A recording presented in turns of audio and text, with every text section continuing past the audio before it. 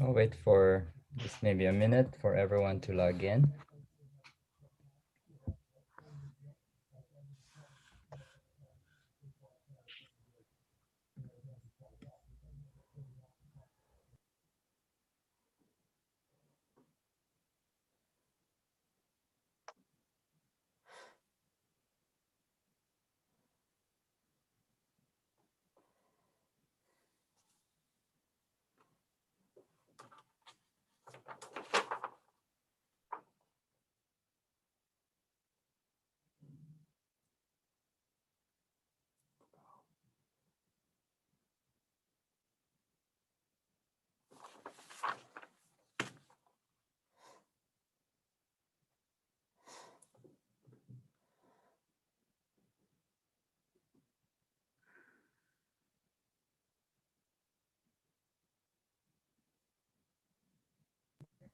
Good evening, everyone. Good evening from Los Angeles. Welcome to panel 8 of our webinar series, Indigenous Peoples, Heritage, and Landscape in the Asia Pacific, Knowledge Co-Production, Policy Change, and Empowerment.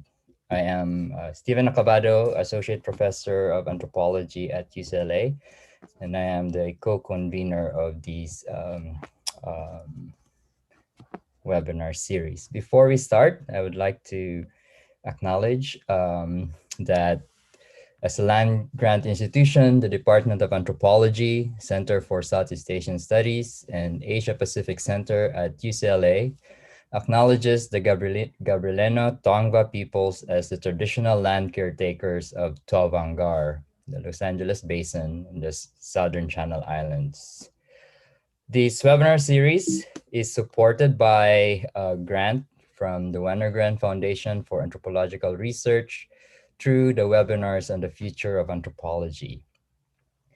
The Henry Luce Foundation, the New England University First People's Rights Center, the National Chenji University Center for Taiwan, Philippines, Indigenous Knowledge, Local Knowledge, and Sustainable Studies, or CITIPILS, the UCLA Coatsen of Archaeology, and the UCLA Asia Pacific Center.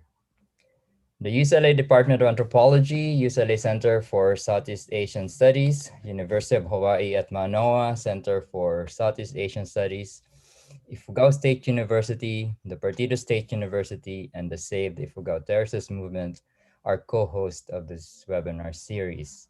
I would like to ask my colleague and friend, Professor Dawi Kwan, to introduce panel 8, Indigeneity, Identity, and Empowerment.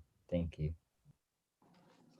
Hi, Stephen, Guy, Mehdi, and all our good friends online. Good morning from Taiwan. It's my honor to introduce you this panel. The United Nations Declaration on the Right of Indigenous Peoples was ratified in 2007. It was a product of a long and slow process that started in 1982 with the establishment of the UN Working Group on Indigenous Populations. A draft declaration was submitted in 1994, which became the basis for several state parties establishing status on the right of indigenous population. In the Asia Pacific, countries that have a long history of colonialism adopted measures to provide some form of redress to the injustice received by indigenous groups. These statutes were based on the 1994 draft declaration, which predate the UN declarations on the right of indigenous people, as well as local regulation.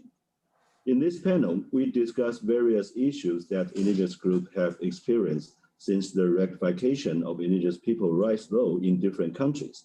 We provide examples from Australia, New Zealand, Philippines, and Taiwan. This panel discusses how this law have empowered indigenous groups and how the lesson from the last 20 years could help strengthen the status. So now I would like to invite Mehdi to further introduce you our panelist and moderator today. Mehdi? Thanks, Professor Daya. So good evening, everyone from California. We have 4 panelists here today, as well as our moderator. So I will be introducing them before I turn the floor over to our moderator, Guy. Our first panelist is Dr. Awi Mona, who will be joining us shortly. Dr. Awi Mona is the first Indigenous person in Taiwan to obtain a PhD in law. His research is primarily in the areas of Indigenous law, Aboriginal title law, and cultural and education law. Over the past decade, since his return from Seattle, he has continually collaborated on Indigenous rights movements with the local communities in Taiwan and has provided legal and policy advice on many Indigenous laws and related problems. Awi is a member of the Sidip Nation. Awi is currently Associate Professor at the National Donghua University and the Chairperson of Legal Center of Indigenous Peoples Legal Aid Foundation in Taiwan. Teodoro Teddy B. Baguilat Jr. is a journalist, development writer, and politician. He served as mayor, provincial governor, and congressman of Ifugao. He was president of the Save the Ifugao Terraces movement, or SITMO, during which a number of relevant programs and projects on Indigenous knowledge management and ecotourism were successfully implemented. He is the interim executive director of ASEAN Parliamentarians for Human Rights, vice president and chair of Organizing and Membership Commission of the Liberal Party, and president of Global Indigenous and Local Communities and Conserved Areas, ICCA, which is a confederation of Indigenous groups all over the world. Kathleen Tantuico is a lawyer whose interests and expertise focus on Philippine heritage laws. She received her law degree from the University of the Philippines, Diliman. Kathleen also holds a diploma in archaeology from the Archaeological Studies Program, University of the Philippines, Diliman. She's a trained field archaeologist who combines her knowledge of the discipline with heritage statutes domestically and internationally. This past July, she published the academic article, The 2020 Re-Excavation of Callao Cave in Northeastern Luzon, the Philippines, in the SPAFA Journal. Kathleen is currently a project assistant at Nayong Filipino Research Institute and a member of the National Committee on Monument and Sites under the National Commission for Culture and the Arts. She is also a consultant for the Republic of the Philippines Congress, House of Representatives at the Office of Honorable Representative Peter Durano Calderon, 7th District, Cebu City. Our fourth panelist is Dr. Claire Charters. She is from Natu Fukui, Tuforetoa, Nahapuhi, and Tainui. Claire's primary interest of research is in Indigenous peoples' rights in international and constitutional law, often with a comparative focus. Claire is working on articles on the UN Declaration on the Rights of Indigenous Peoples, the relationship between Tikanga Maori and the state legal system, tensions between human rights and Indigenous peoples' rights, and on the legitimacy of Indigenous peoples' rights under international law, which will be published as a book by Cambridge University Press. Claire is also working on a number of collaborative research projects, including on Indigenous peoples' self-determination and the philosophical foundations of Indigenous law. She is a member of the International Law Association's committee. Our moderator is Guy Charlton. He has a broad range of legal experience. He is currently an associate professor in law at the University of New England, located in Armidale, New South Wales, Australia, where he assisted in the establishment of the UNE First Peoples Rights Law and Center. He has lectured law in New Zealand, Hong Kong, and Taiwan, and published law articles in 5 different jurisdictions. He was awarded his PhD thesis at the University of Auckland Faculty of Law for a thesis titled Constitutional Conflicts and Aboriginal Rights, Hunting, Fishing, Gathering Rights in Canada, New Zealand, and the United States. This thesis argues that the present approach courts have taken toward the determination of the source, content, and scope of usufructuary rights has been affected by historical and contemporary disputes concerning the nature and understanding of sovereignty, the nature and level of governmental authority, and different philosophical approaches to political organization and individual rights. Guy has his JD from the University of Wisconsin and an MA in International Relations from the University of Toronto. And so with that, I'll give the floor over to Guy to guide us through our discussion questions with our 4 panelists. And also to a reminder to our attendees that you can submit any questions you would like to ask our panelists using the Q&A form. Thanks, Guy. Thanks, Maddie. I appreciate that. And I'm hello from good afternoon from Australia. I'm honored to be able to speak with our panelists today. I think we're going to have an interesting conversation. What I'd like to talk about with our panelists is first talk about how they view their research and their work, and then we'll jump into more specific issues about Indigenous rights and international Indigenous rights later on in the presentation. So I guess what I would like to direct to our panelists for our first question is all of our panelists here are actively engaged in not only the law but also in political activism. And I'm wondering, how does that political activism, how does our research work together to influence the work that you do and your legal scholarship, or how does that influence your political activism?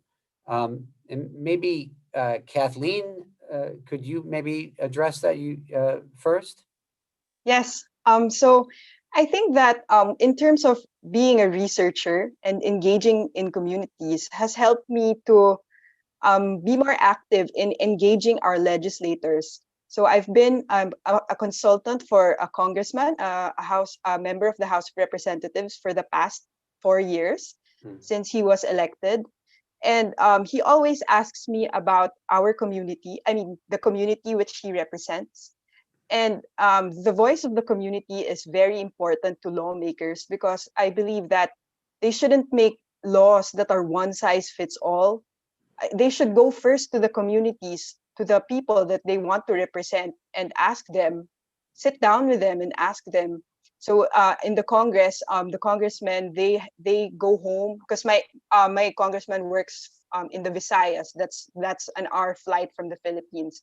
So the setup is he goes home every Thursday to sit down with his constituents, and then he comes back on Tuesday to attend sessions in the House, right? So, and I think that's how it should be for all lawmakers, because there should always be time to engage with the communities. And this is something that I learned as a researcher, as a field archaeologist, that there are so many things that legislators cannot see, and it really takes time to know a community to the full.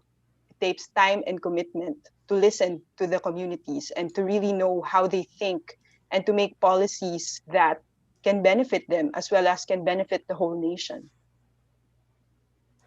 Thank you, Kathleen.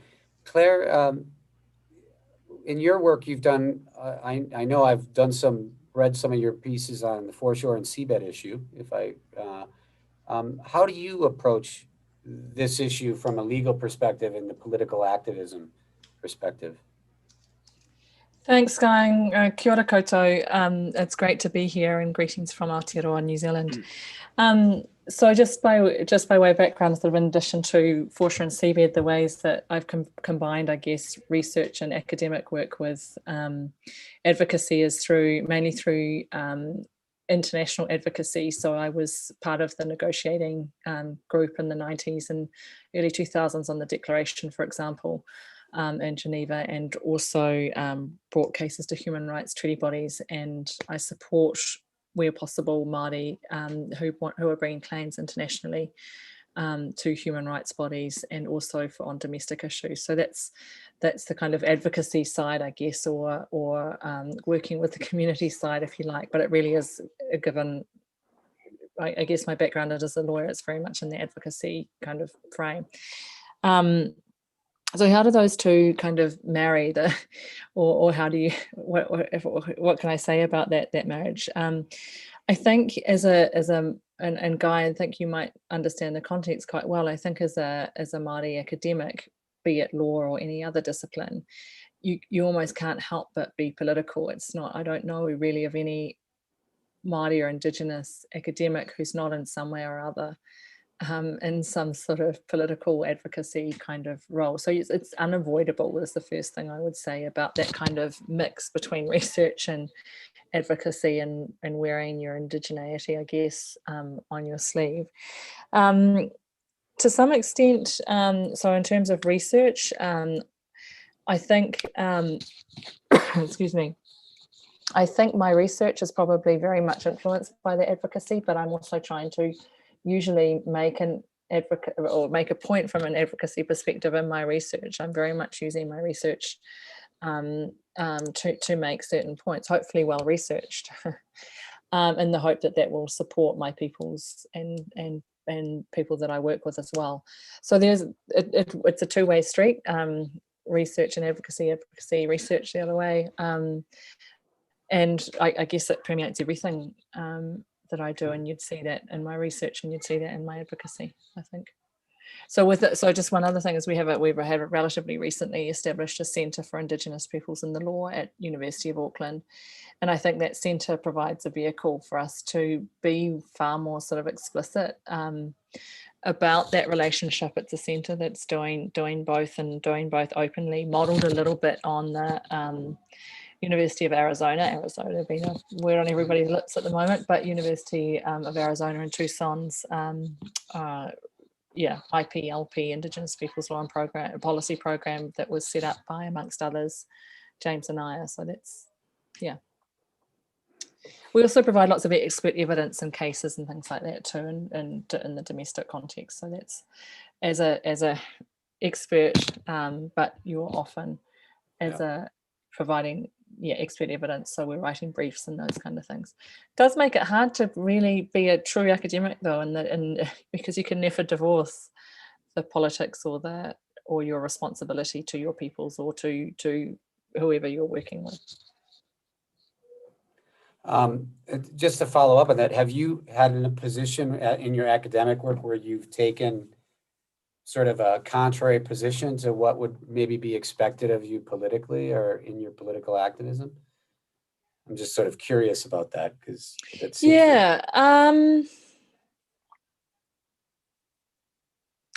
not yet. No, I don't think so. And there have been some compromising places, right? But not yet. I suspect it might happen. So I chaired the government's appointed working group to come up with a national plan of action to implement the declaration in Aotearoa, New Zealand. So fortunately that hasn't. It could have, but not yet. And the other role that probably was a little bit tricky was, together with Jim and I, was one of the two advisors to the President of the General Assembly on the participation, on the resolution that they were trying to get through in the General Assembly around Indigenous participation. And because you're an advisor to the PGA, and you had to negotiate in that role all sorts of political positions, there was definitely a risk that you might have to take a sort of position in that role that was contrary to what you might think in other places or research, or what your research might say, and so on, because you're really in that kind of negotiating space. But not yet. That was the closest I've probably come though. Welcome, Awi. And I thought I would direct the next question to Teddy. Teddy, I appreciate you making it to this webinar. Looks like you've had quite a few difficulties. Looking at what you've done, you've been politically active across a range of offices, elective offices, political offices, as well as a journalist. And I'm wondering, how do you bring your indigeneity or those issues into what you're doing? Okay, well, first of all, I'd like to apologize if you can't see me on screen, because there's a tube running through my nostril to my larynx, so that would be a bit distracting. At any rate, I think my being Indigenous is very much intrinsic in my work as a politician. During my first term as a congressman, I was immediately assigned to chair the Committee on Indigenous Peoples. So I took it upon myself. I took the cudgels of defending Indigenous people's rights in the Parliament, because it's rare that we have strong political representation from Indigenous peoples in the Philippines, even if around 10% of the population are supposedly Indigenous. And it also translates now to my work as I'm still very much a politician. I finished my 9 years as congressman, pushing for indigenous people's rights in Congress, doing a lot of investigations on abuses of government, of government agencies against indigenous peoples, violations on the implementation of the Indigenous Peoples' Rights Act in the Philippines, which I think is one of the, well, I would say one of the um, strongest assets of indigenous peoples. We have the law, Indigenous Peoples' Rights Act, but in terms of implementation, as usual, there's always a lot to be said about implementing laws in the country. So that's what we did in Congress. We exercised our oversight functions to talk about these violations. And now, as working with the ASEAN Parliamentarians for Human Rights, we do deal with parliamentarians all over Southeast Asia. Even if indigenous people's rights are not considered as among us, are not considered as among our priority thematic areas, but we do have the area of business and human rights.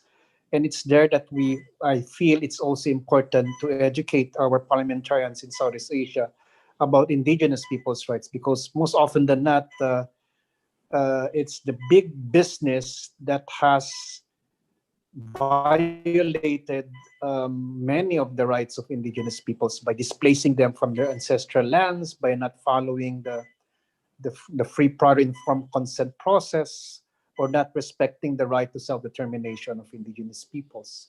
And finally, I guess my work with the global indigenous community conserved areas also you know,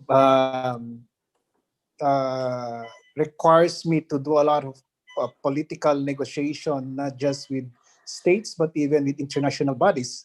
For instance, where the Global ICCA Consortium is doing its best to have the Convention of Biodiversity to recognize ancestral or traditional governance in terms of conserving our biodiversity, because we feel that in order for us to really be able to protect biodiversity in our planet, it's important that government as well as big conservation movements and international bodies recognize that local communities and indigenous peoples are very crucial in terms of protecting our biodiversity.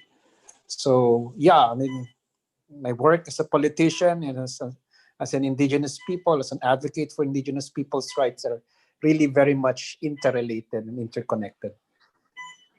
Just to follow up on that, I had a colleague that in the States who was in that role, and he found that the representation of the indigenous perspective in some times clashed with his role as a legislator in other situations. Did you find that, or did you see these as a unified whole?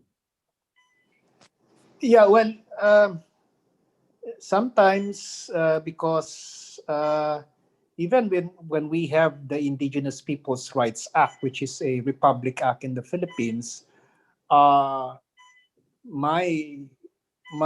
persona as an indigenous person um, also requires me to bring into the parliamentary discussions indigenous people's values, which is sometimes very difficult for non-indigenous persons to understand.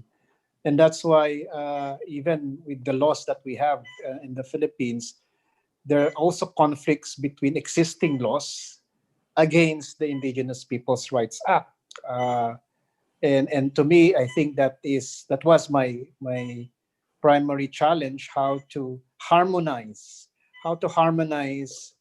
laws of the government with that of the traditional governance of indigenous peoples. Because I think I was the best of both worlds. I was a former local government official. I was working with government. I knew the law, at least, because I implement it. But at the same time, I was an indigenous person who have our own traditional governance and our own traditional values. So it's really a case of trying to harmonize the conflicts that exist between mainstream conventional law and that of indigenous peoples' law.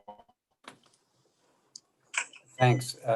Awi, before you got on, we were talking about how we bridge the gap between engagement as a lawyer, as an indigenous person, and as an activist. How do you see yourself within that role? And I know you've been engaged in governmental entities as well. So how do you position yourself in that space? You're muted, Howie. Yep. Thank you, Guy, and hello to everyone. And I was late because some technical problem with my computer, but it's fine right now. And for the questions, how do I position myself? I think it's kind of not only for myself. I think for the general peoples in the academia. Because the indigenous rights movement in Taiwan has gone a huge transition from for the past 3 decades. So I think for myself, I would say it is kind of difficult from the beginning because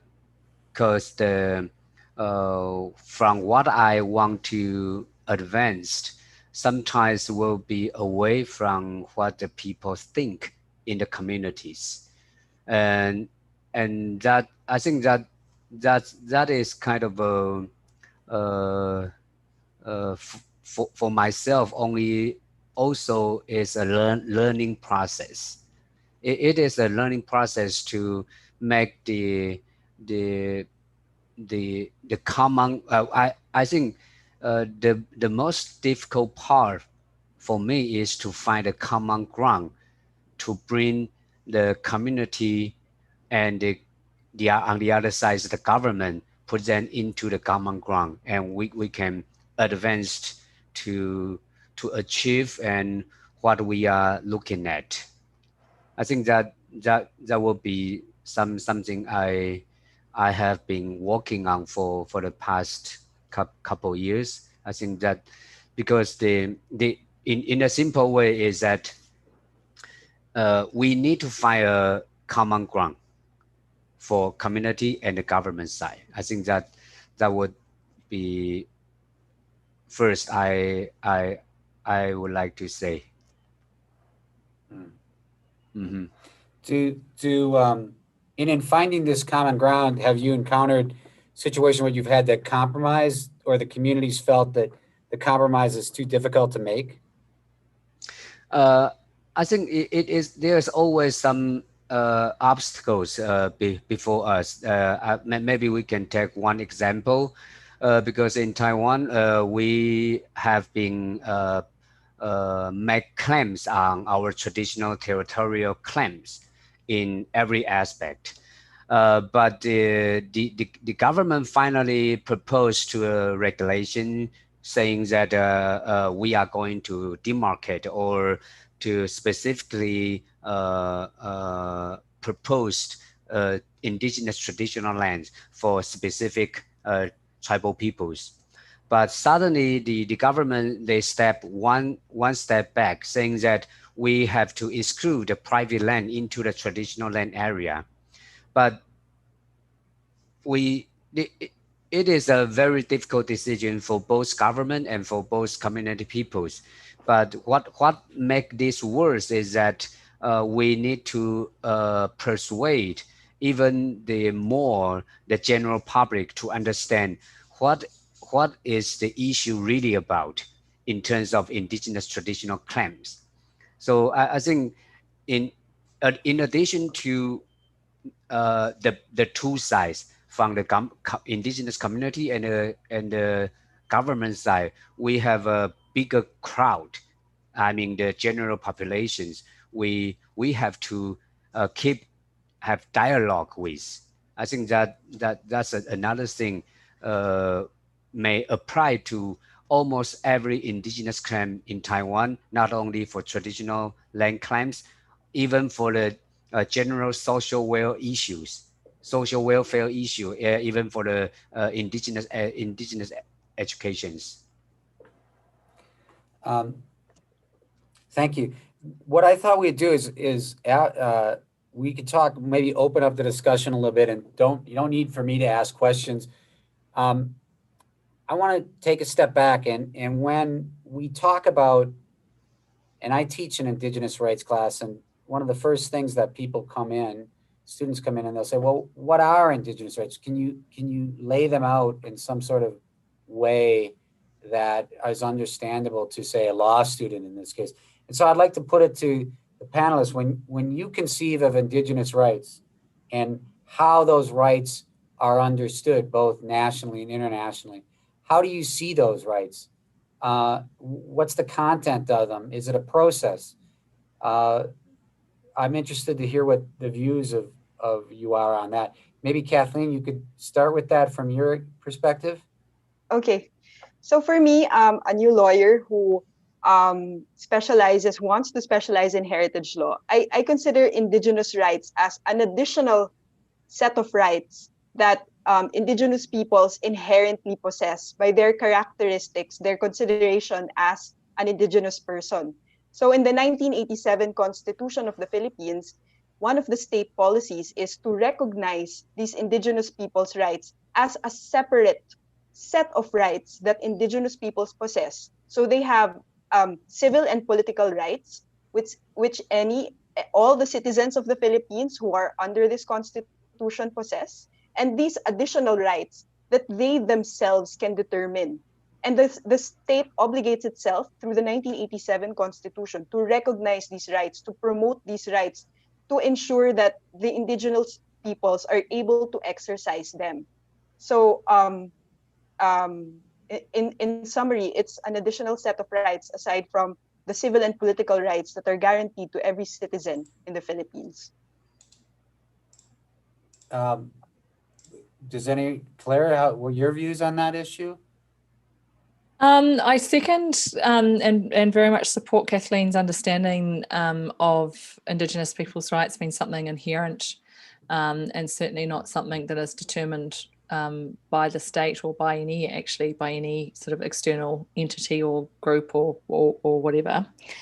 So I very much agree with that. I would just add to that or probably by way of context, that there is contestation about even the word rights, actually, and this rejection of these sort of liberal and Western understanding of what might be rights.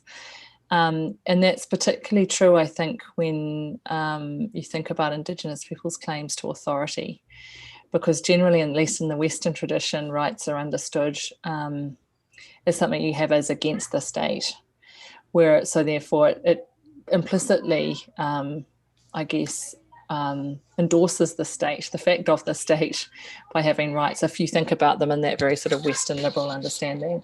So I think from an Indigenous perspective, there is a contestation of that, but when saying, well, we have authority that's completely separate from the state and we don't even know whether we recognise the state or not, and that's different from Indigenous to Indigenous people. So there's that sort of element. And certainly, going back again to Kathleen's point about these being inherent and Indigenous determined, that I think there's an understanding that tikanga Māori, or our Māori legal system, is what determines the content of rights and responsibilities.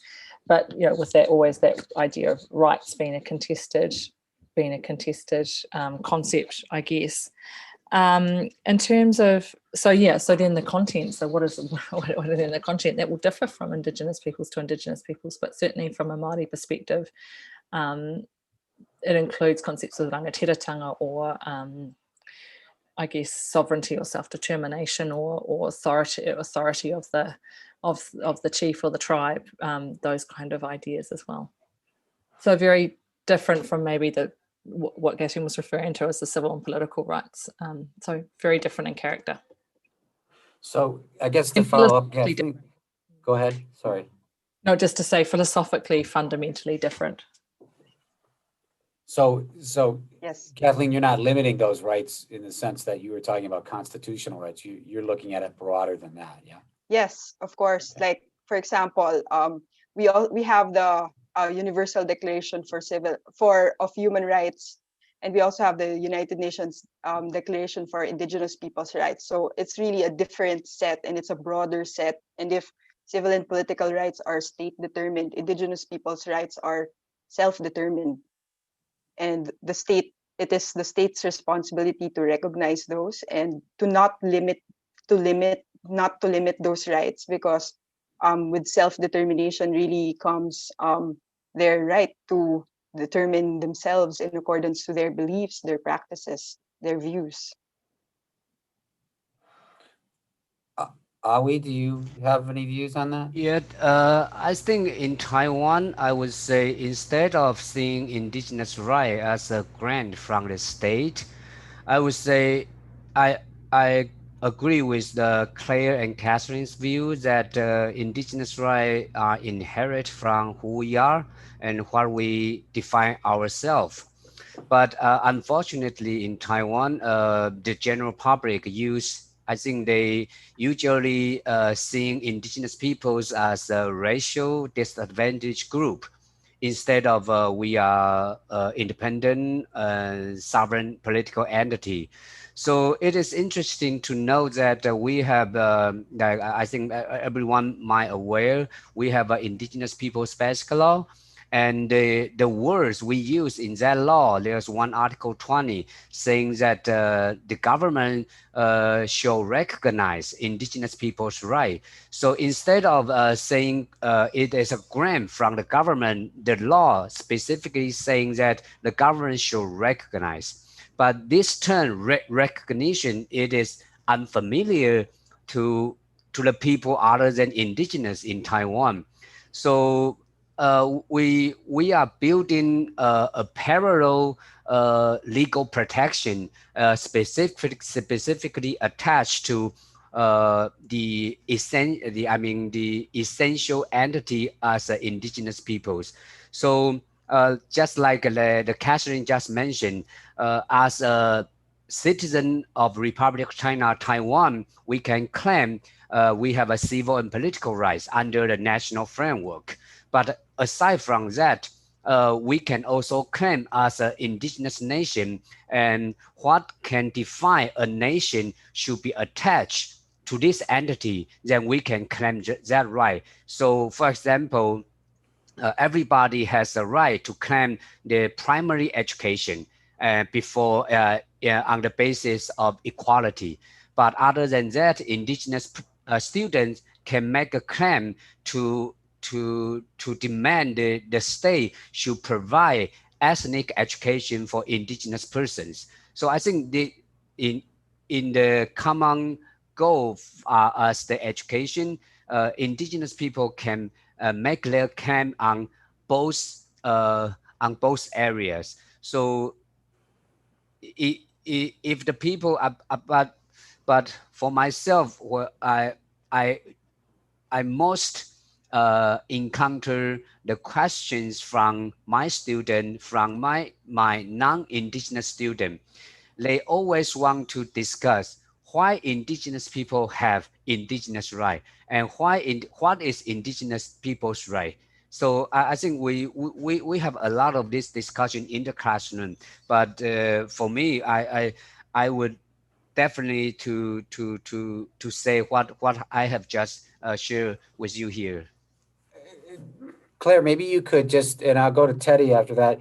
Maybe you could just give the New Zealand perspective on that for some of the, on Awi's point of view. What's the claim? How is the claim framed in New Zealand from what Awi's point about the discussion of why is there additional, for lack of a better term, right claims of right in the New Zealand context?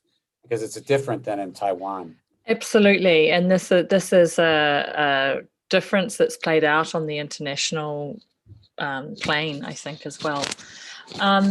So I think the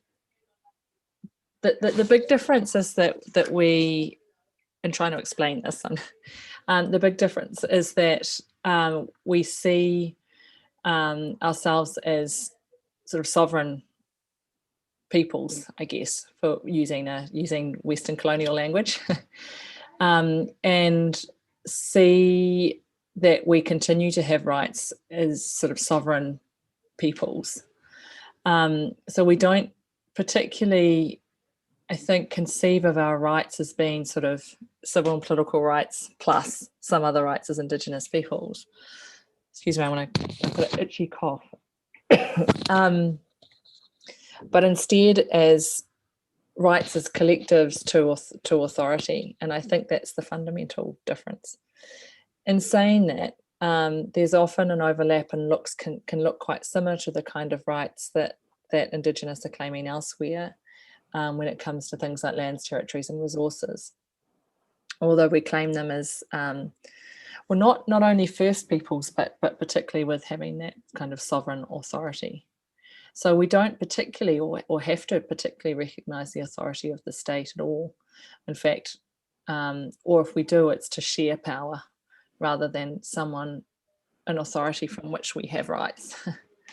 That's I think at its base the starting point. That's not to say that there's clarity always in that. In fact, I would say there's a lot of murkiness and muddiness in how that plays out in politics, because the fact is that the New Zealand state is the politically powerful entity, right?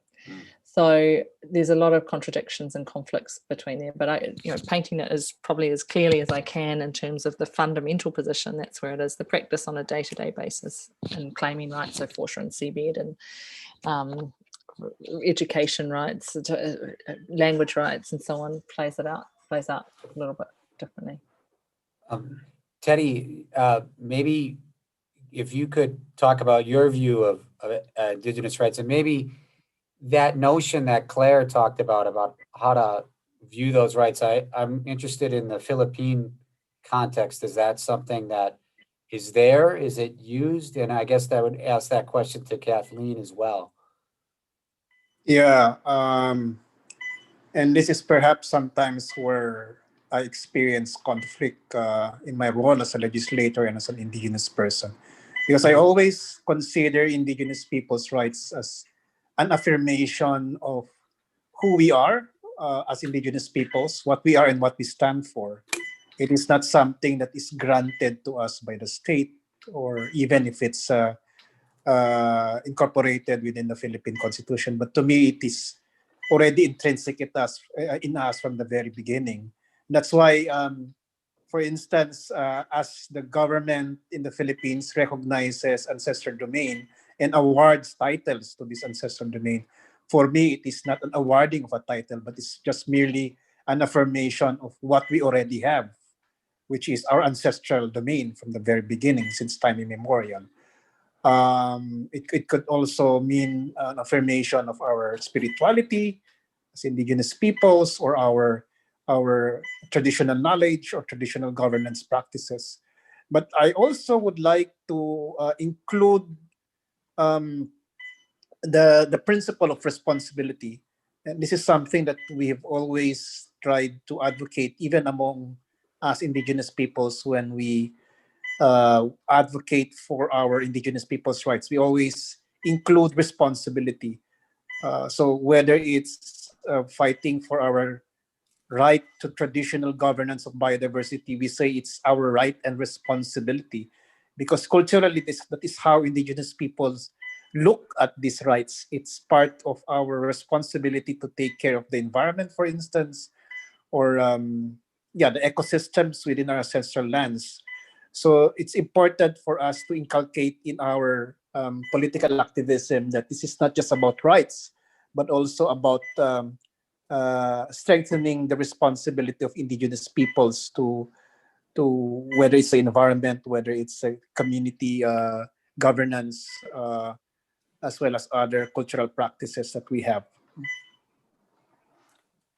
Kathleen, do you, in terms of your perspective, go ahead. Yeah, go ahead. So I do agree with Congressman Bagilat that it is a responsibility. It is our responsibility, everyone's responsibilities, to know the rights and how the Indigenous peoples view themselves. However, I must point out that in current legislation, there are a lot of conflicts or areas that directly conflict with these practices and indigenous people's rights. If I may give a specific example, in the Philippines, we have the Cultural Heritage Law of 2009.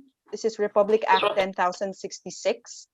And under this law, all ethnographic and archaeological materials are presumed as important cultural properties, and as such, they are under the custodianship of the National Museum.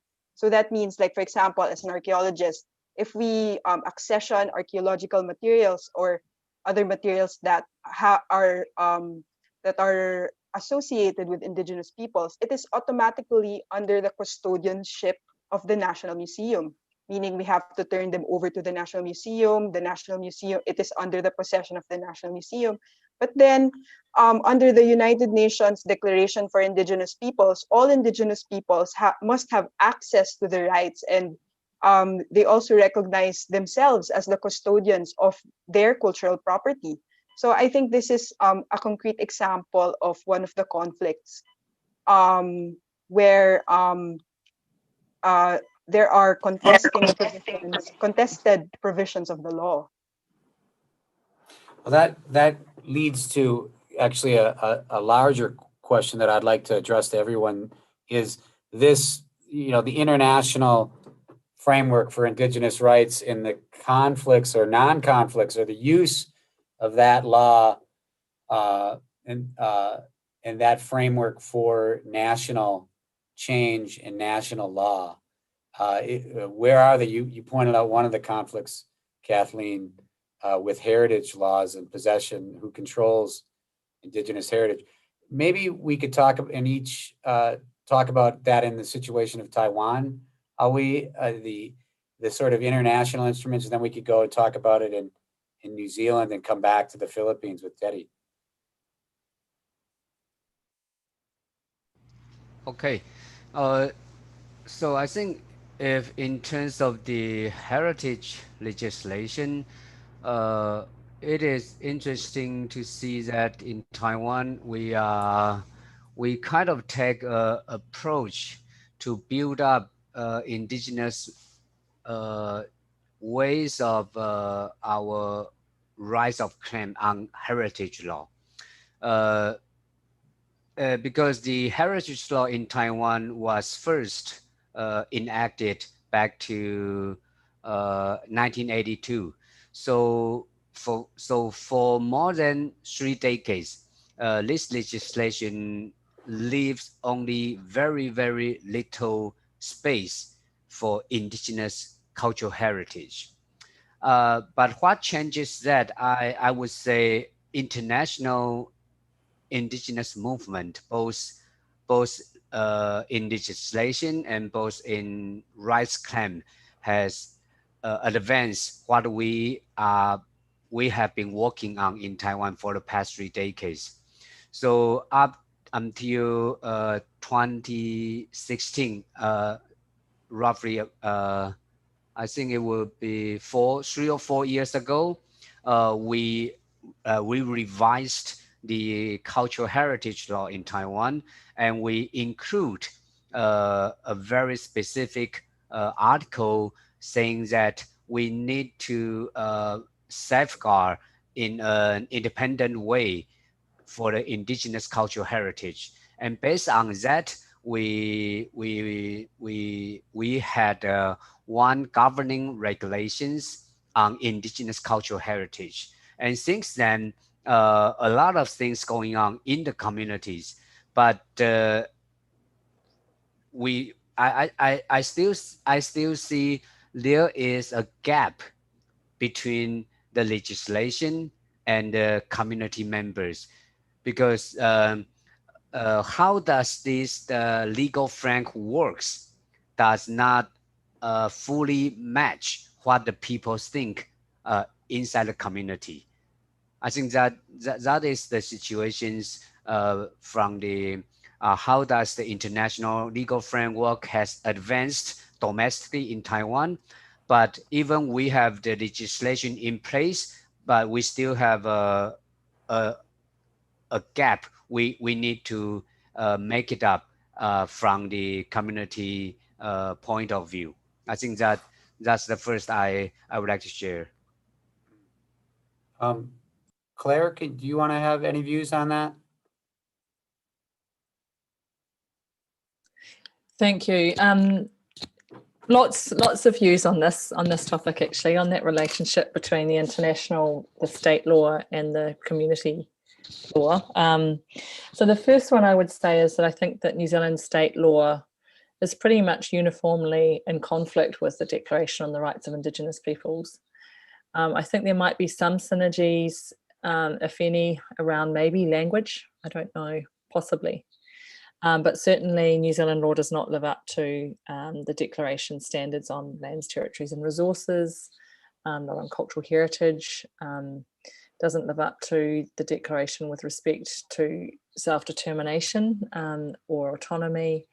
So sort of across the board, there's this, with some maybe minor exceptions, I think that there's lack of conformity between New Zealand law and international norms. But I think that the Declaration is still influential in moving New Zealand law, or slowly, closer to what the community might want it to be, what Māori might want it to be. Definitely a work in process, but one, I mean, I've written about the foreshore and seabed, and subsequently I wrote about the influence of international norms on changes to legislation around Māori interests in the foreshore and seabed.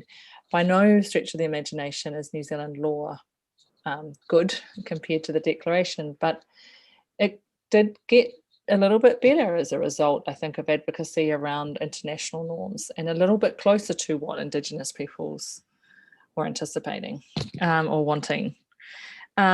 We have now, as I mentioned before, a movement to try and develop a national plan of action to realise the Declaration. What the government thinks that should look like and what Māori think that should look like is different. That's just coming to the fore now. That process is underway, and I think will be interesting with a new government in New Zealand to see how that plays out. But the international norms are supporting Māori in bringing or in realising their claims, so it's supportive there. But I don't think that by any stretch of the imagination do international legal norms sort of even if they were implemented or even if they were realised, I don't think they would necessarily realise all of Indigenous people's claims or rights as a matter of Indigenous law. I think there are conflicts often between Indigenous law and international norms. And the example I used before, which I think is probably relevant here too, is that international law around rights definitely sees the state as an actor, whereas Indigenous Māori claims, at least at a really fundamental level, reject the authority of the state at a basic level. I mean, they work with the state because it's the authority, it's got power, but at a fundamental level, the claim is about, or to some extent, rejecting any authority of the state. So yeah, there's tensions all around it, but I think international norms have, as a whole, been useful for Māori in trying to get closer to what they think where we should get to, but they're by no means the only answer. But they're quite an instrumentally useful tool. And I'm going to ask a lawyer question. I apologize. So the last year, a couple of years ago in Canada, they thought of enacting the Declaration in Canadian law. Mm-hmm. Do you think that's a useful thing to do? Well, they've done it in BC, right? Yeah. In British Columbia. Do I think that's a useful thing to do? I'm hesitant to comment on Canada. Right, but I mean, just sort of in general. I'm just sort of... my instinct is yes, because I think you get so much closer to where you want to get to. If you can have the enforceability, I don't think you have to have implementing the declaration as law in domestic law. I don't think that's always necessary, but would it help shift and impose obligations on the state? Yeah, absolutely. Yep. So there's That's nothing. my instinctive. I haven't thought about Right, it in yeah. major detail, but yeah. I mean, the sort of issue of norms and law and these sorts of things. Yeah. Teddy, I guess I wanted to ask you, Kathleen referred to the 87 Constitution. So this was before a lot of these international indigenous documents arose. I mean, it was there, the movement was out there and there was a lot there. To what extent, in your experience, has this international dialogue that's going on, as well as a national dialogue, as both you and Kathleen have pointed out, influenced how the rights have developed in the Philippines or influenced Philippine policy? Okay. Well, the Indigenous Peoples' Rights Act was passed in 1997. That's why sometimes government, at least the National Commission on Indigenous Peoples, they would usually boast that we had a law that was passed much earlier than the UN RIP, the United Nations Declaration for the Rights of Indigenous Peoples. But the problem really has been the implementation of Indigenous Peoples' Rights Act. And this is where I think it's important that we have to continually do dialogues at both the international and national level. Current laws is actually being practiced in our local communities. For instance, the right to self-determination, which is a very important component of the UN RIP. It is operationalized in our national law through the free, prior, informed consent. The FPIC is a process which many Indigenous peoples demand before any development project comes into the community, whether it's mining or extractive industries or even research.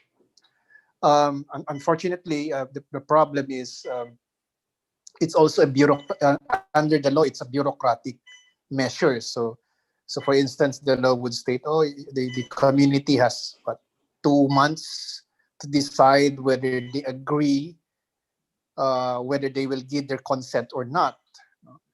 But usually, in many Indigenous peoples, 2 months is not enough for us to reach a consensus.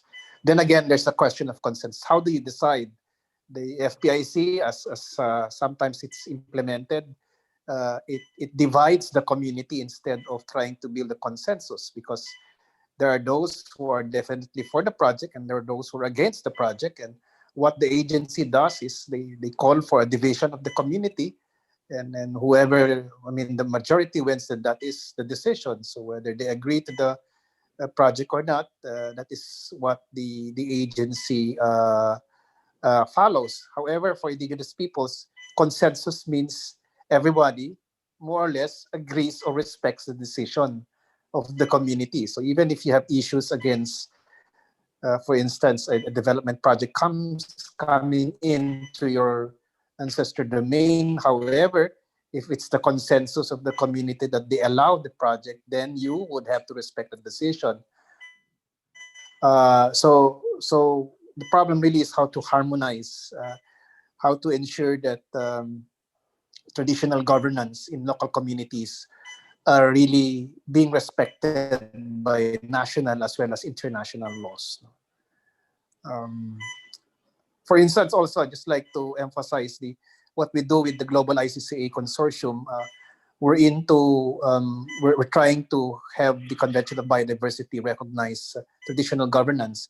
Now, the CBD during the last conference of parties says that 30% of the world's planet has to be under some form of protection. So, like in the Philippines, we integrated protected area system, or NIPAS law, which says that the state national parks to fulfill its commitments to the Convention of Biodiversity. However, in many of these national parks, you have indigenous peoples staying, or ancestral domains overlapping these national parks, and actually doing traditional governance, doing biodiversity conservation using the traditional governance. So again, there's a conflict, and part of my work when I was in Congress was try how to harmonize these conflicts, how to incorporate within existing laws, indigenous people's rights and responsibilities. So at least now we have a new integrated protected area system, which recognizes that in areas where it overlaps with the ancestral domain, then it is the Council of Elders or the indigenous peoples, traditional governments that have to be respected in terms of the conservation of biodiversity, even if these are state declared national parks. Kathleen, you have any views then on Yes, I do agree with what Congressman Baguio said. And if I may add, I really think that it's up to political will to enrich Philippine legislation on the matter. And like you said, the 1987 Constitution came way before a lot of international instruments like the UN DRIP. And I think that the creation of these international instruments after the 1987 Constitution gave our legislators a lot of opportunity to create more laws that implement them locally in our setting. But correct me if I'm wrong, Congressman Bagilat, I think that the IPRA, the Indigenous Peoples' Rights Act, which came out in 1997, is still the only governing law that supports Indigenous people's rights. So that's one of the problems with international instruments. They will only be implementable in a country if the local legislators, if our Congress creates more laws or translates them into national law. And I guess that's one of the things that are lacking right now. In fact, Congressman Bagilat mentioned FPIC, free prior informed consent, which I believe is easy to circumvent because, as I've read in various news articles, there are many cases when signatures are faked, or like there are a lot of quote unquote fake um, indigenous peoples who sign free prior and informed consent, especially with mining issues. So it's really difficult if the setup is made in such a way that can produce more conflict. And it really depends on political will, in my opinion, to improve the matter. Well, I mean, there's an emerging. It's all emerging, particularly in Aoi's situation in Taiwan, where there's the basic law, and then there's ongoing negotiations right now. I guess more generally, what what what do the states and the communities need to do to effectuate these rights? What affirmative actions need to be done? There needs to be will, a will on the part of political will on the part of the state. But from your point of view, what needs to be done on the ground, or by either the communities or the state or both, as a process of addressing or getting to an effectuation of this self-determination? So I guess, Aoi, you're part of that process right now in Taiwan. And how do you view that? What needs to be done? I think a lot of people still think in Taiwan that we can use the idea of affirmative action to redress what indigenous peoples in Taiwan has experienced historically. But there is a limit for us to use the affirmative action. So I wouldn't say that would be a perfect tool, but that might be a starting point to bring peoples on the table to start the dialogue. And we have already done this for the first turn of the existing President Tsai Ing-wen, on the issue of the Asia Summit in Hualien area. But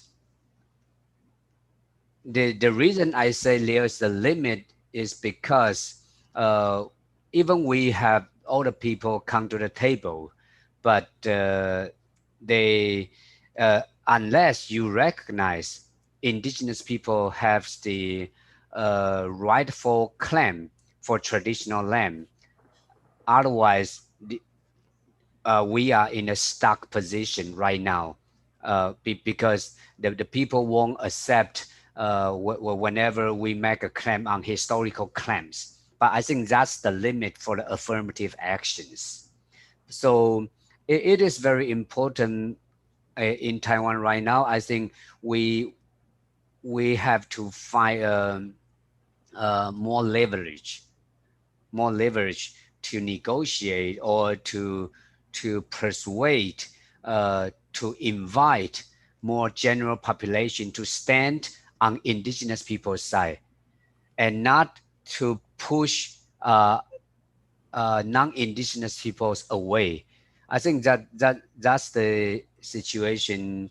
If we want to have more advancements on indigenous historical claims, I think because in Taiwan, a lot of general population still lack the knowledge, or even we have disclosed a lot of historical evidences.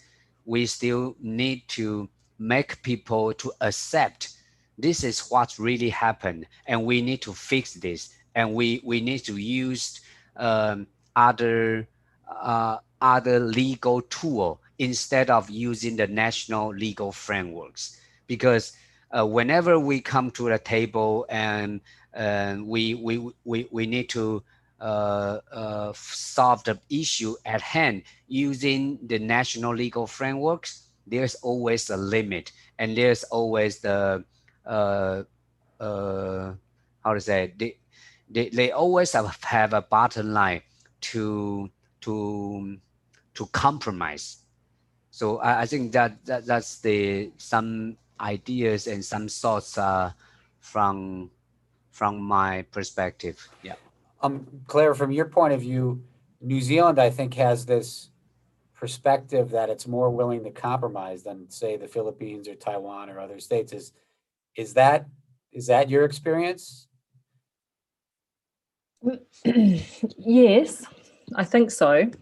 And I think it's partly driven by numbers, that we're 16% of the population, and so we're powerful politically. I mean, it's far from a majority, but we're powerful in that way. I think there's also been a historical tradition of that. There's been at least some acceptance, I think, in some echelons of state power, that it's a political relationship between peoples.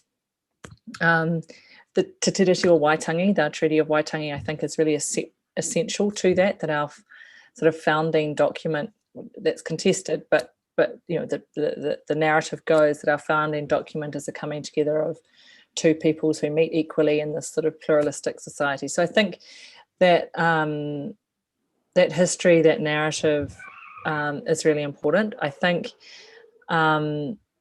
also, I mean, I struggle with, and I'm not sure how to understand this myself, but there are such large percentage of the population that are mixed as well, mixed Māori, Pākehā, and I think that changes the dynamic. We're quite a highly integrated society, so in that sense, so compared to, say, the US, where you have reservations, or even in Australia, where you don't see Aboriginal peoples in society, and sorry, not in urban centres, sorry, well, you do, but very rarely. In New Zealand, we Māori and non-Māori mix daily, all the time. Our lives are intertwined in some ways, so I think that changes the political dynamic. I support everything that Awi just said, although he was talking about particularly the context in Taiwan, but that affirmative action is not really going to get you that far. It might get you some nice rights in education or in particular areas, but it won't work that well in terms of historical claims. And there was that case, that Pitjantjatjara, I think it was, case guy from Australia. You might remember that one. I can't remember the Gerhardy and Brown. Yeah, the Pitjantjatjara, where the High Court said, well, it's okay, it's a special measure under the Racial Discrimination Act for access. For right, access like to whether the they land. could deny someone That's right, who correct. what that's, but not about the land right. Not about the land action right. is going to get you your land back. It might give you some advantage in terms of who can go onto that land or whatever. The other thing, and this is that with affirmative action too, is it's time limited. Arguably, I mean, the idea is that you do affirmative action until whoever you're trying to get up to the state of whatever the ideal is or whatever the norm is, and once you get them there, then you're done. It's not a good conceptual framework to address what Indigenous peoples are claiming as Indigenous peoples, except with some, So I agree that political leverage is. The other point I should add about New Zealand is we've got seats in our parliament. So we've got 7 seats in parliament dedicated to Māori, and they are crucial to political leverage. They can make or break a government. They do have seats in Indigenous seats in Taiwan. Are they crucial to the government, Howie? Can you repeat that, Guy? Yeah, they also have seats like New Zealand in Taiwan and Indigenous seats. Are they crucial to the government in the same way that, as Claire pointed out, in New Zealand, there's a long-standing existence of Maori seats who have become important in terms of governing. How are the seats in Taiwan, and do they in fact have a similar role in Taiwan for governance? Are you saying the political seat? Yeah, the political seats. Okay. I think because of the we only have roughly 6 to 7 seats in the central legislatures. So it doesn't really make a huge differences. But the only thing that matters that it is when the two political parties are very close. I mean, because we have 2 major political parties, if they have a very close seats, and then the Indigenous seats will matters. Other than that, it's still up to each political party, because they always don't put Indigenous legislation as a priority. So we have to earn it. So because we need to earn it, so there's a lot of struggle and compromise during all these processes. But right now, on the positive side is that we have the presidential office to back us up, because we have this Indigenous Transitional Justice Committee inside the presidential office. So that is one thing we can make use of it. But if that things come, and then we will back to our normal position, and we need to find a gap between these 2 major parties, and to find a way to sneak in, and then we might pass our legislation. Other than that, it is very difficult.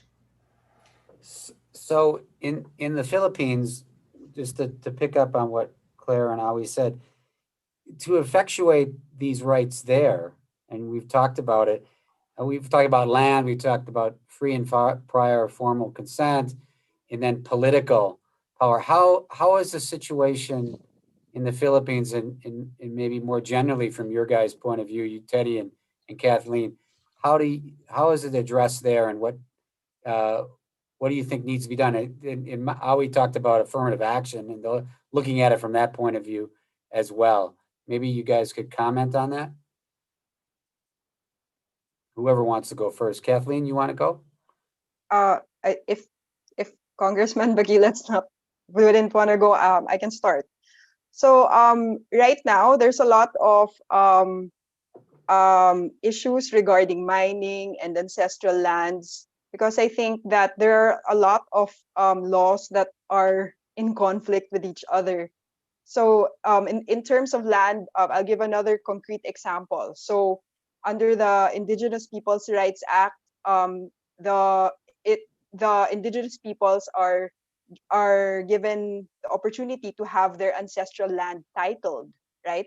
But then there's also the environmental laws that say, like for example, if an ancestral domain or ancestral lands have mining areas that can be mined, um, when if an indigenous person wants to have their land titled and there is a conflict with the delineation of the border, there can be no title issued to the indigenous person if all government agencies do not agree, right? So of course, these government agencies will not agree after such a long period of time. And I think this is one of the roots why there are a lot of grievances from indigenous peoples. So like I said, I think the government is set up and the laws are set up in such a way that really have a lot of gray areas that can bring about conflict. So resolutions are always delayed and the grievances of the indigenous peoples continue. And land rights is just one perspective.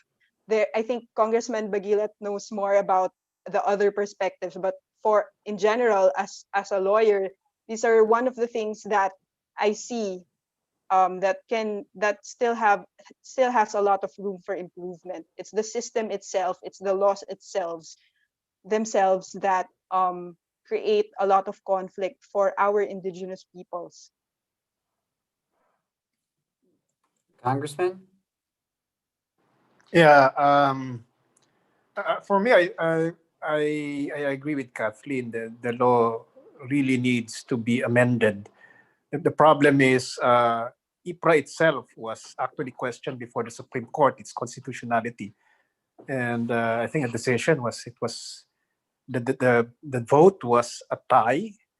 And so there's a hesitation from among us legislators to move for amendments of the law itself, law IPRA, because of the difficulty of having passed that law. For instance, Kathleen was mentioning about the right of government agencies to object to the award of an ancestral domain.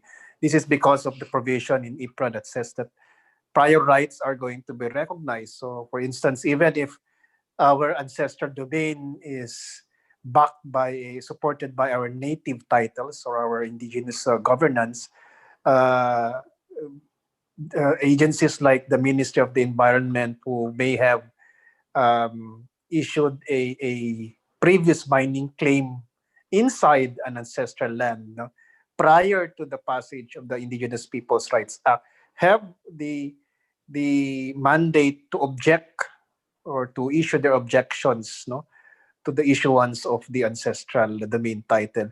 And so for me, I think while affirmative action is important, in terms of providing social services to the indigenous peoples, like for instance education, I think what's more crucial for us indigenous peoples is really to learn about these rights, whether these rights are those enshrined in our national laws or international conventions, or even our rights that are intrinsic in us, no?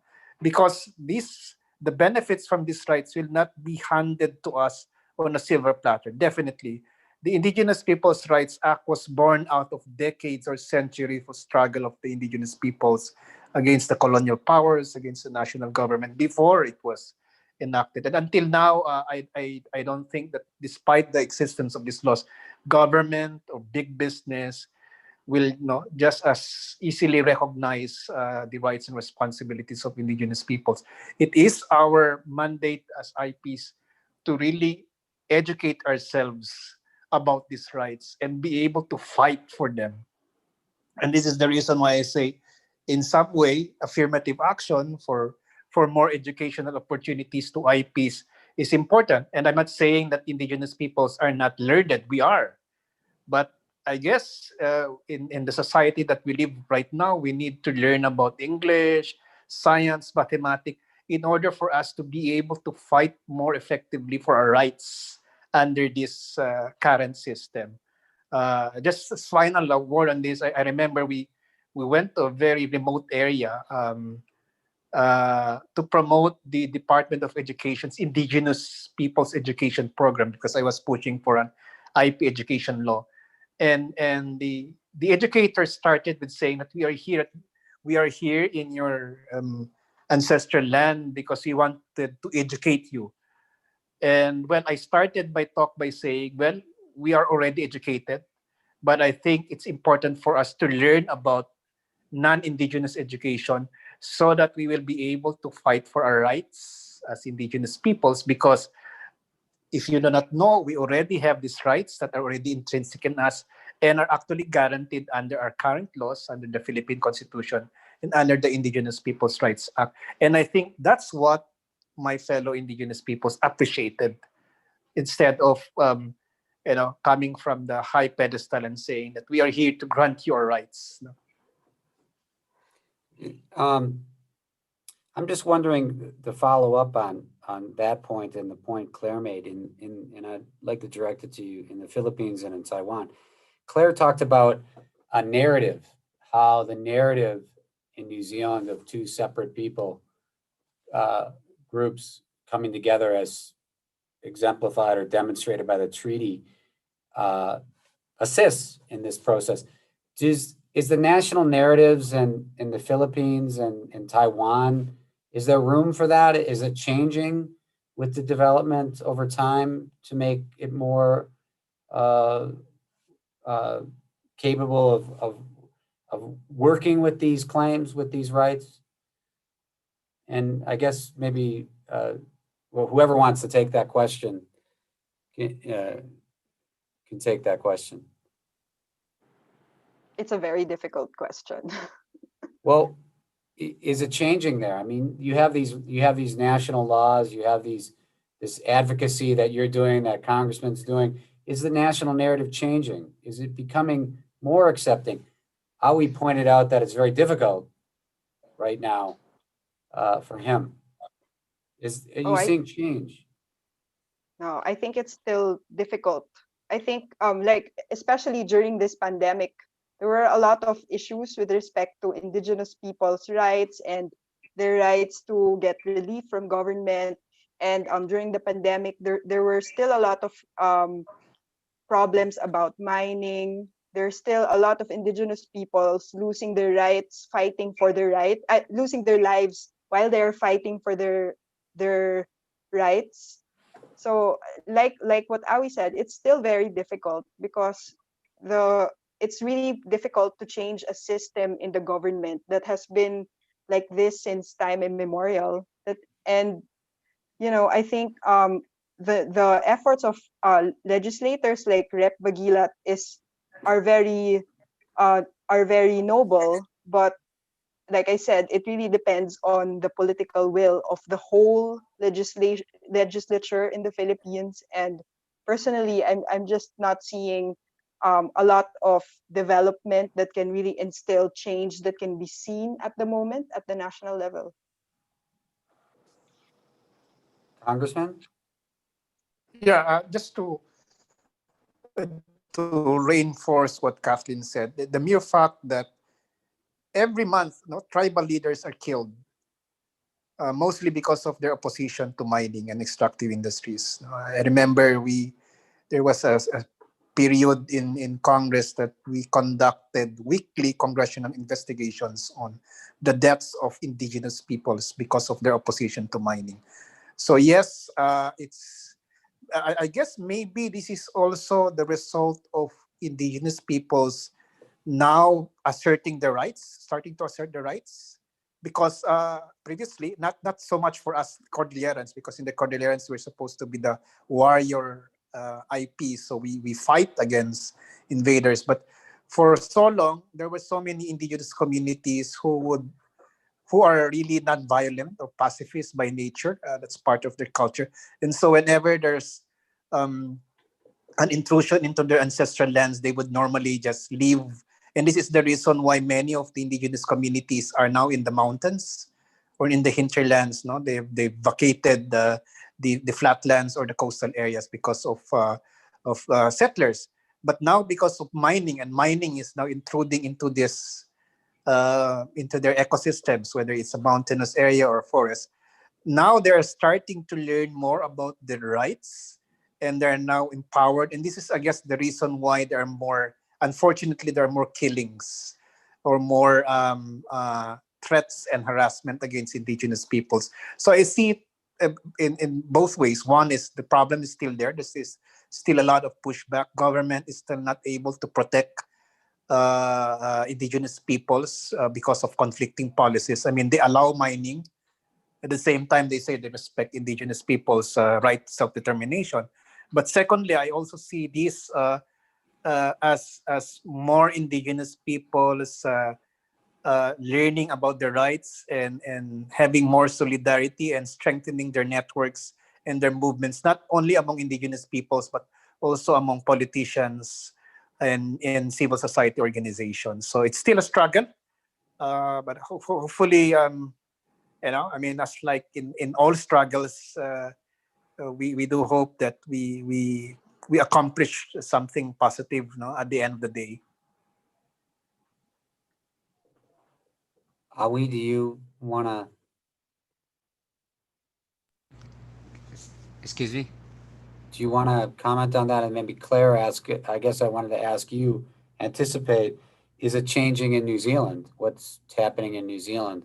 I've lived there for 2 decades, and I think I've seen change, but I'm interested in hearing your views on that. So maybe You mean Ali. Taiwan? In Taiwan, if you could mention Taiwan, and then we'll ask Claire about that, and then we'll go to questions. I think in Taiwan, I would say I would humbly say we are on the right track right now. Although the indigenous transitional justice issues is not becoming a majority, we haven't got a majority support yet, but it is becoming an important issue for the general society to be aware of. So like the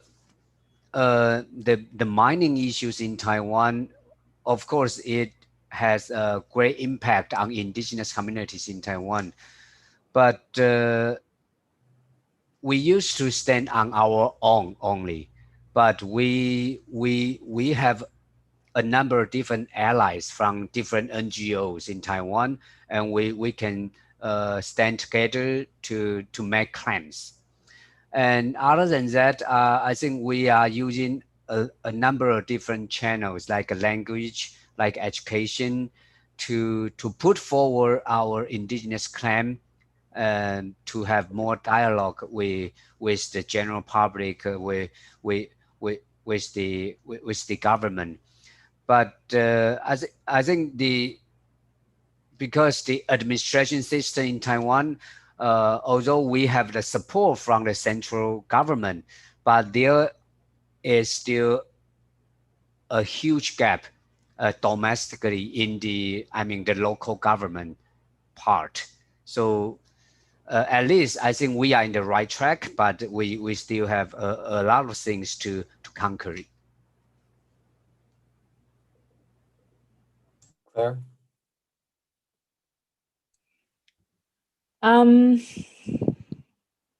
I just wanted to make one comment, just going back to it before I talk about change in Aotearoa, New Zealand, but just about, and it's interesting hearing this, but just about as movements trying to balance sort of pragmatic change, trying to achieve change inside the system, trying to take some gains that you can get using, say, affirmative action or whatever it is, versus the kind of outside, you need fundamental systemic change to a sort of state constitutional structure, and that's going on the same side. Or you've got, legal systems that are and systems that are working in communities that just operate outside of the state, whether the state authorise them or accepts them or not. You've got community law dictating what happens in communities. So most Indigenous movements require, to be successful, it seems, from historically, have to have all of those things kind of happening at once, like using multiple tools, protest,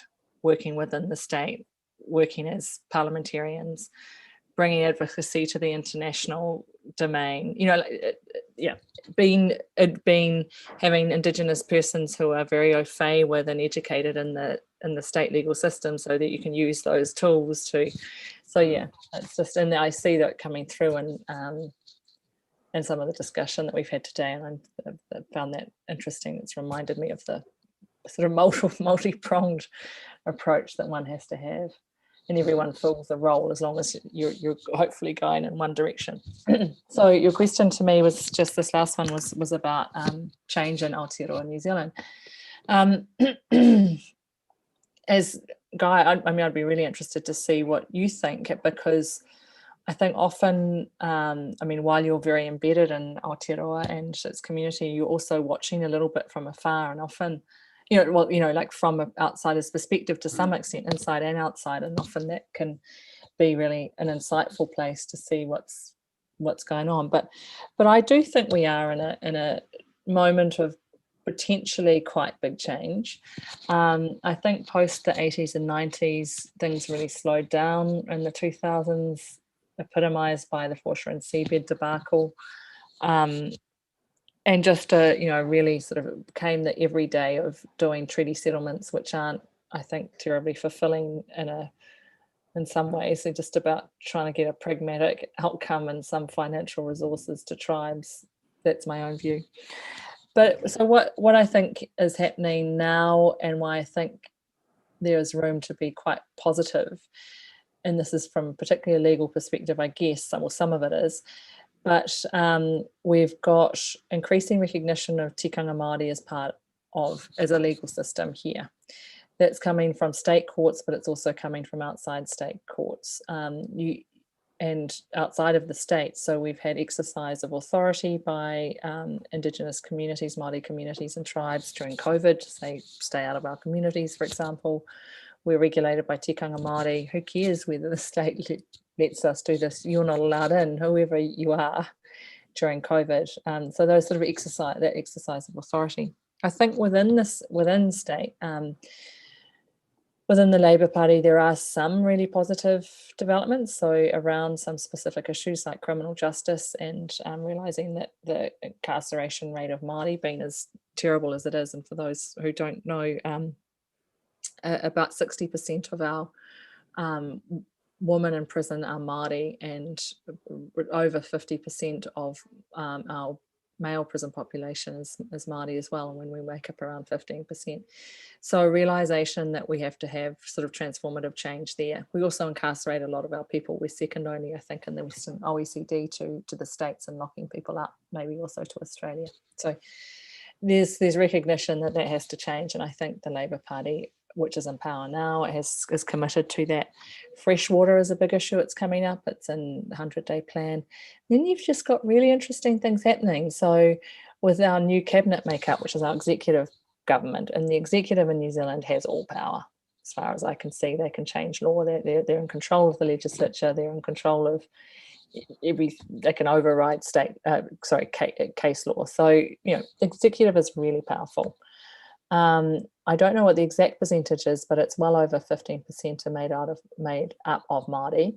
Some really interesting appointments. So a strong Indigenous advocate has been in international sphere is Kiritapu Allen. She's going to be our Minister of Conservation. Pretty interesting. Nanaya Mahuta has just been appointed. For the first time, we've got a Māori Indigenous woman as our Minister for Foreign Affairs and Trade. Now that's going to be really interesting in terms of the declaration, I think. You've got a Green Party and a Māori Party who are quite wedded to constitutional transformation and pluralistic sort of power sharing based on a model presented under Matiki Mai, which will probably only speak to you, Guy, but presented by the iwi chairs. So you've got this movement around constitutional transformation, which is what I'm working on. Mining, you've got, this is not necessarily Māori specific, but you've got a government that's trying to, I think, move on climate change, and so there's moratoriums on mining in our outside waters, which is big for a country that's surrounded by water. You've got actually, I'm going to stop there. The problem, I think, with the current government and movement is that there's still a propensity, I think, to see Māori issues as a social justice issue, as this is socio-economic. We need to have more houses for Māori. We need to have better education for Māori. We need to improve health outcomes for Māori. All of those are important, don't get me wrong. I'm not contesting that those are important, but that's not the heart of the Māori claim around rangatiratanga and realisation of te tiriti o Waitangi. That's power sharing, and that's something that I think a more left-leaning government struggles with. Ironically, I'm not a right supporter at all, but I have some, I can see why centre-right government has had some success, I guess, or it's made some movement on recognition of Māori autonomy because it's state out, and so it allows spaces and rooms for Māori autonomy and Māori governance to move. Yeah, so that's, but I do think we're into an exciting movement for those reasons that I named before. But I'm interested in your views too, Kai, on Aotearoa, if it's interesting, or whether we take that offline, maybe. Maybe what we should do is we have, maybe we should take that offline. We've got a few questions, but yeah, I've got, one of the interesting things is that you point out, and I saw this from working in the States, is you get sort of trapped in that social justice language sometimes, where you don't disagree with it, but you're making those claims, and to an extent, it's not really those claims. Those are sort of, not secondary, is not the right word, but you're making a larger claim. And you, in especially here in Australia, you get that it's just social justice, it's just affirmative action, and that's it. And that doesn't really address the underlying issue. It's much easier for the state because it affirms the state. It's about the state coming to the rescue, of Indigenous peoples, rather than recognising that maybe the state's legitimacy is fundamentally a bit questionable. So yeah, that's right. That's right. Hey, so we'll maybe what we could do is take a few questions from the audience.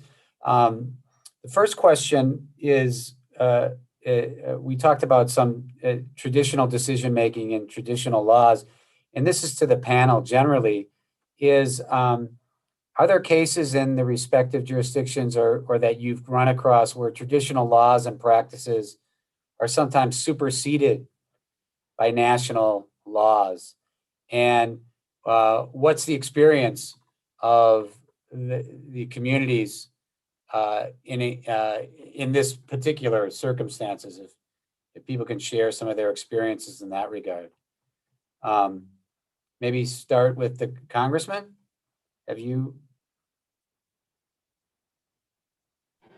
Okay, maybe I'll just focus on the free, prior, informed consent because this actually operationalizes the principle of right to self-determination as far as the government is concerned. So yes, for many Indigenous peoples, decision making is not usually time bound. Could take years. It could take a day. It could take, well, depending on how they see the heavens or whatever cultural practice that they have. But under the law, while it recognizes that they have the right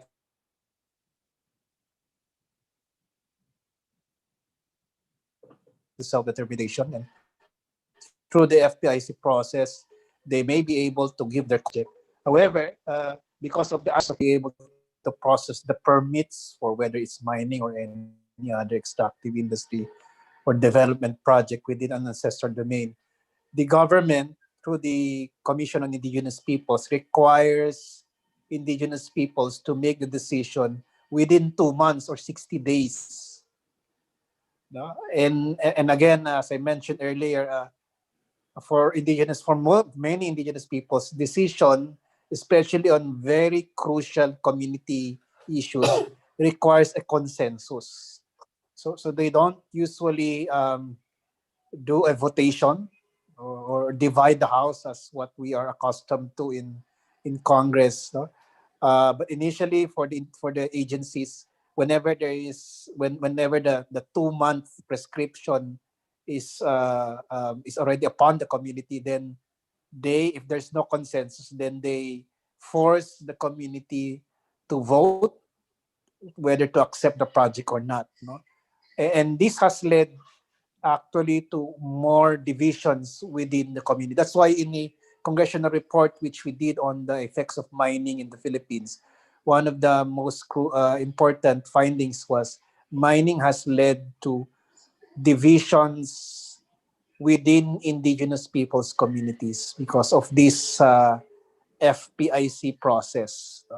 So to me, that's one very important example of how traditional governance, uh, while it is recognized in the law, but in terms of the implementation of the law, it actually disrespects uh, indigenous knowledge.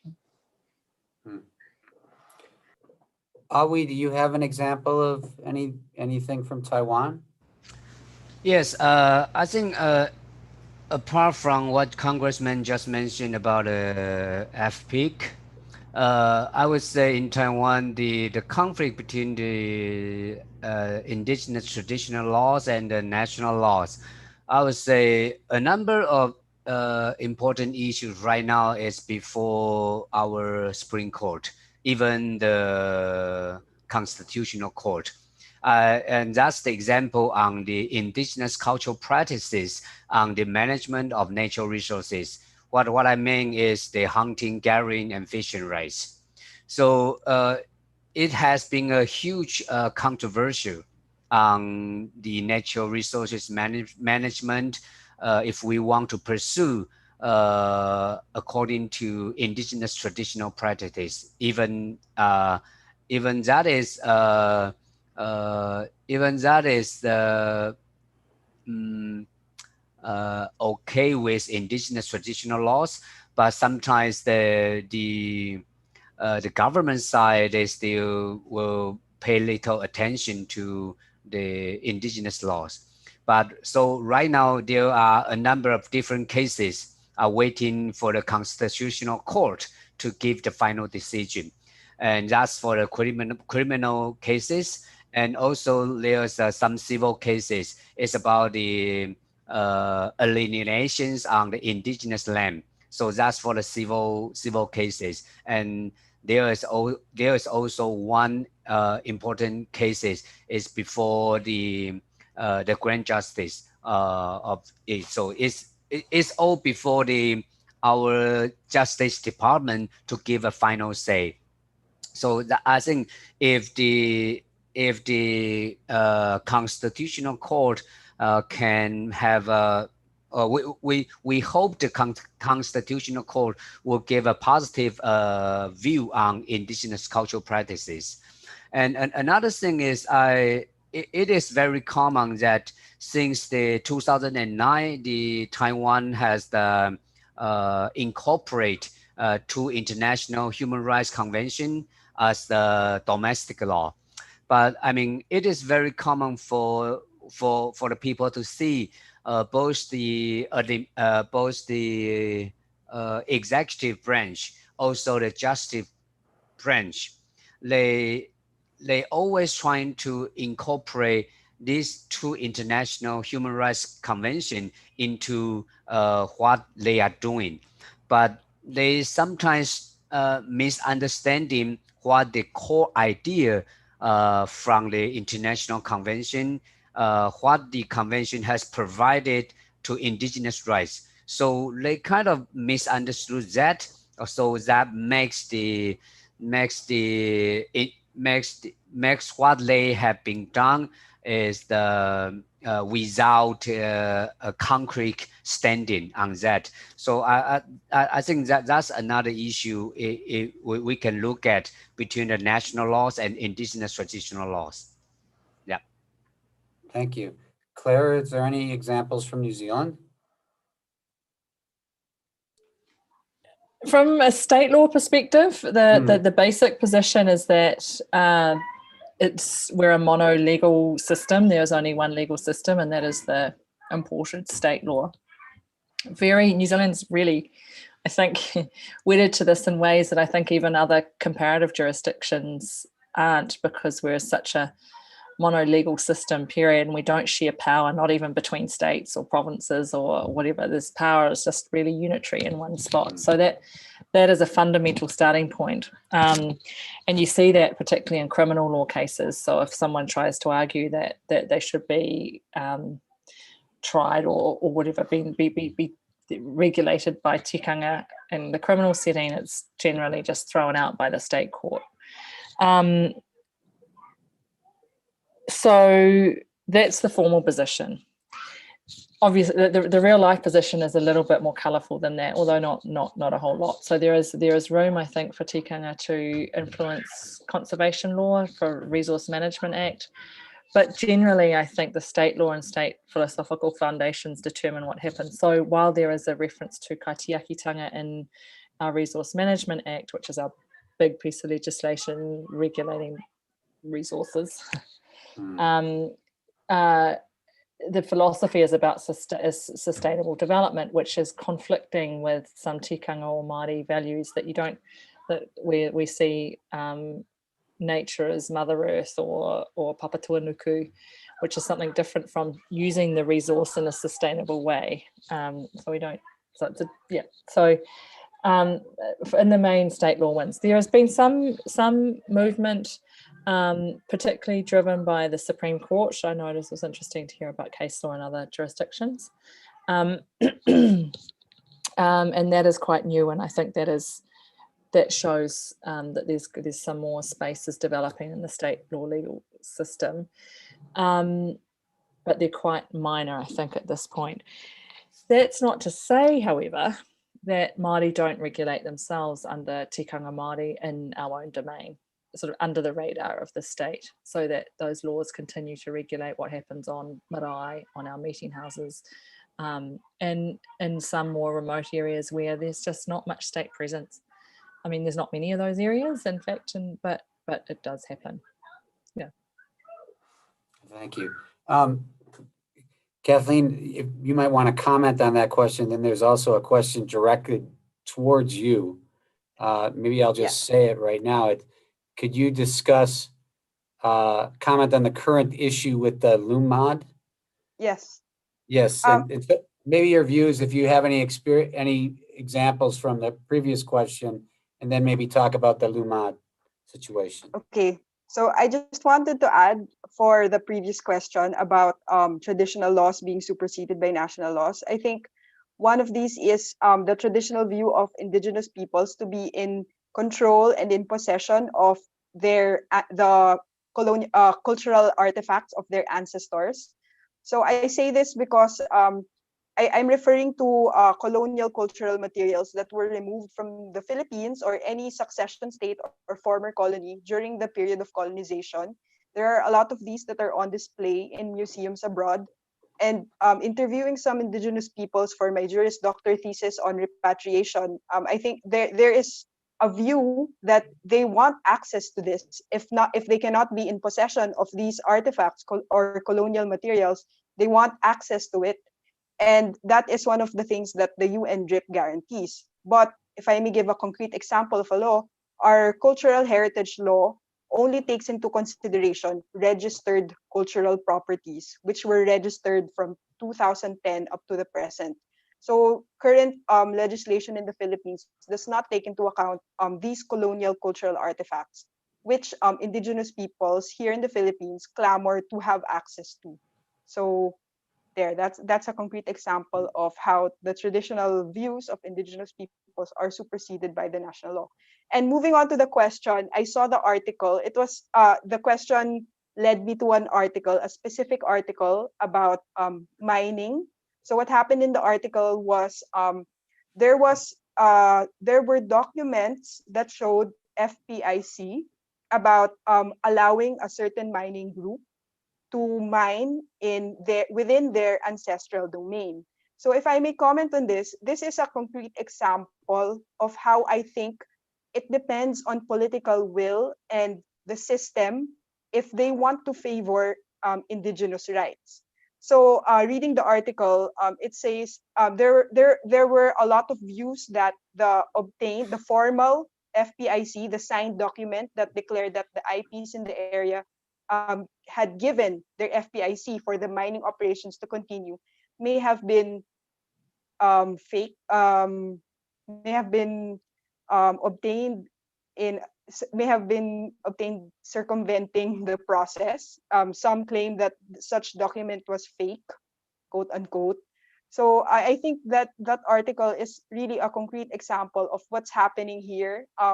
There are many ways to circumvent the law, maybe in any jurisdiction. And it must be recognized that we do have these laws, we do have FPIC, but then if they are meaningless if they are not enforced in the right manner, and they are meaningless if this mechanism is abused and circumvented, which I think is what is happening, and why a lot of our indigenous peoples are losing their ancestral domain to mining activities. And on the government side, on the flip side, I also think it's a very difficult decision on their part, because, like, for example, if they know that the development activities such as mining will benefit the country as compared to indigenous peoples, then it really depends on their decision making on how to balance it. But judging from what is happening from these news articles, we see that the political will leans to the favor of these development projects, very much heavily tilted to one side. And that means that there's really no balance that's happening, and it's to the expense of our IPs. Interesting. I thought what we would do, I mean, when I listen to you guys, and I could actually, even though they say Zoom takes too much intellectual effort, and it tires us out because we don't see the nonverbal cues that we all work with. I could sit here and talk more for a couple more hours, but I thought we're going to have to wrap it up. And I thought maybe we could have a final comment from all of you. One of the things that I noticed when we came out of this discussion is, Claire, you mentioned that in this sort of activism, you have to be pragmatic, yet there's these larger structural issues, and you have to be good at all those things at the same time. And the other notion I'm struck is that from the perspective of our conversation, the law is both a mechanism where we dispossess and oppress people, but yet at the same time, we look to that same mechanism as a way of effectuating certain things. And I guess I would like to end on sort of that point, that your view on the use of the law and dealing not only with heritage questions, but more generally in terms of these indigenous rights. And then we'll turn it over to Steve and Maddie. So, Congressman, would you like to start off? Yeah, I think it's important I made the point earlier that indigenous peoples really have to strive to educate themselves with non-indigenous law, because this is the reality that we live in.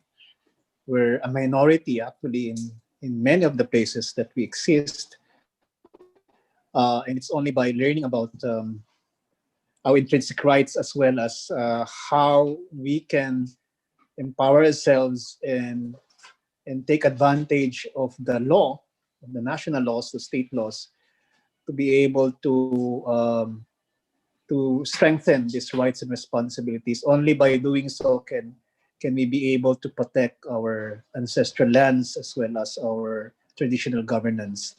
Now, having said that, I think one of the lessons I've learned over the past 30 years as a politician and as an Indigenous people's rights advocate is the need for Indigenous peoples to strengthen themselves as a political force.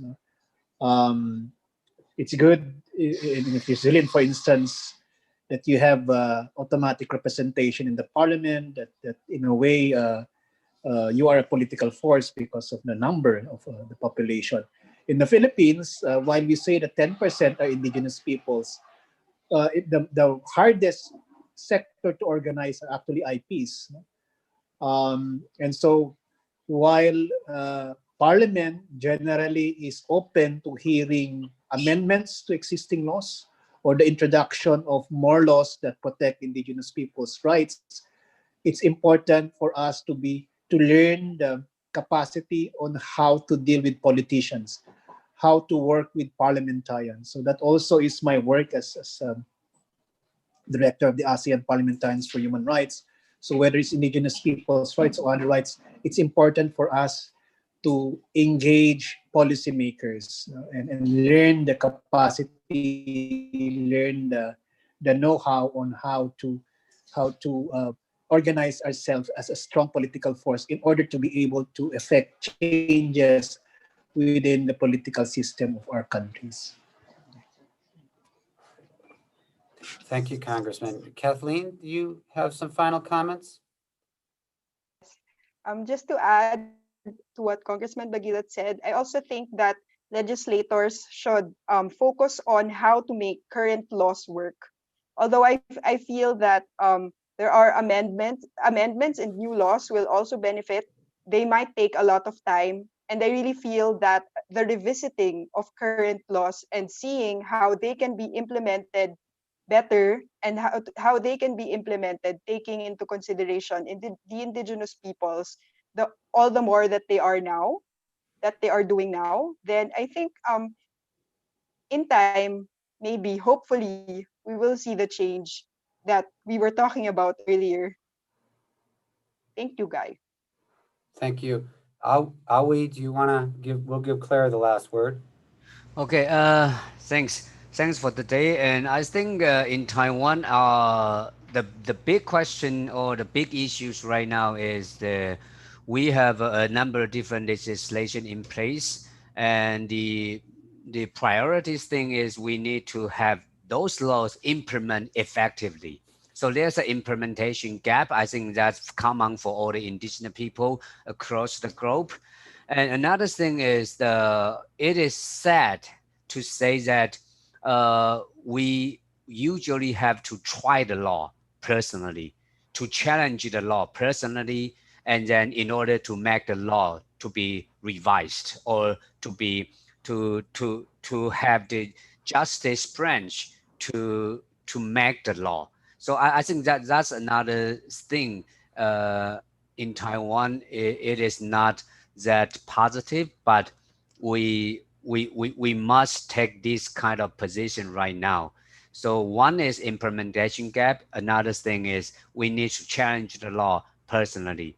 But the whole picture is we are getting more acceptance and recognition from the general populations, and we just need to have more dialogues or conversations, communications with the general public to make people to understand and to accept and to recognize indigenous peoples are not just the racially disadvantaged groups of peoples, and that can advance our rights claims to be have more concrete standing. So I learned a lot from everybody today, and thank you very much. Thank you. Claire? Thank you. I think that you made the point well. I think it's important to work inside the law, try and change it as much as you can. But you have to realize that in most jurisdictions, the law is the state's tool. And so if you really want to challenge the state and what it's doing, you also have to work outside of it and challenge that the law is the state's tool. So you've got to work inside and outside, and some people are better at some things and some people better at the others. But the multi-pronged approach is, I think, the only way that you're going to get closer to Indigenous people, realization for Indigenous people's justice. Thank you. Thank you. It's been a pleasure to listen and be engaged in this conversation. And I'll turn it over to Steve now. And thank you, and Maddie. Thank you, Guy, and the whole panel. It's such an engaging discussion. So on behalf of the webinar team, I would like to express our thanks to the panelists. Really, statutes that provide protection and opportunities to Indigenous communities are needed, although concepts of indigeneity are diverse and of course dynamic. One thing is common among the experiences of Indigenous communities, and that's the social and environmental injustices.